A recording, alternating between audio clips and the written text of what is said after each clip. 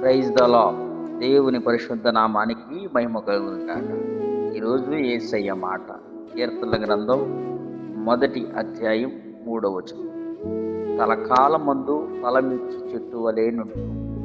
దేవుడు చేస్తున్న చక్కటి వాగ్దానం, నువ్వు ఫలించాలని, ఫలభరితంగా మార్చబడాలని దేవాది దేవుడు కోరుకుంటాడు.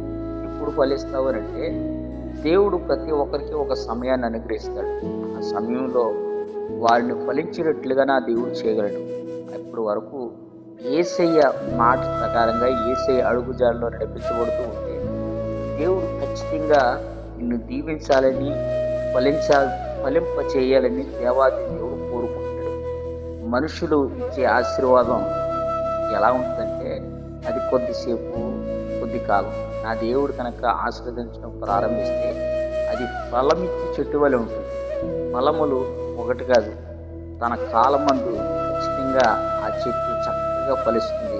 నీ ఆధ్యాత్మిక జీవితంలో కూడా చేస్తున్న ఈ ప్రయాణంలో నా దేవుడిని ఫలభరితంగా మార్చి తన కాలాన్ని అనుగ్రహించబడిన కాలంలో నిన్ను ఫలించేటట్లుగా నా దేవుడు చేతుకు శక్తి కలిగిన దేవుడు.